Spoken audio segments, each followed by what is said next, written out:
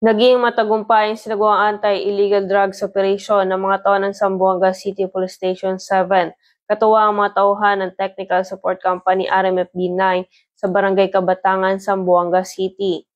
Kinilala ng mga otoridad ang naarestong suspect na si alias Kimhar, 33 taong gulang, may asawa at residente ng Barangay San Roque, Zamboanga City.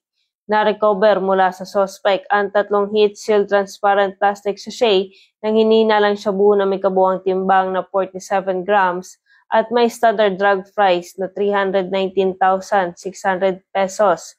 Nakuha rin ang isang 500 peso bill na ginamit bilang mark money sa operasyon. Agad na dinala sa Zamboanga City Forensic Unit 9 ang mga nakumpiskang ebidensya para sa kaukulang pagsusuri, habang ang suspect ay nasa kustudiya na ng Zamboanga City Police Station 7 para sa tamang dokumentasyon at disposisyon.